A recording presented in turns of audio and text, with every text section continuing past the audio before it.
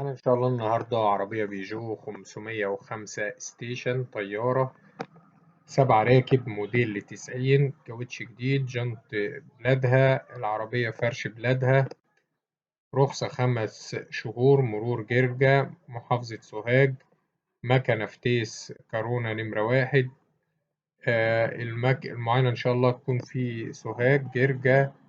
السعر إن شاء الله المطلوب 195,000 جنيه.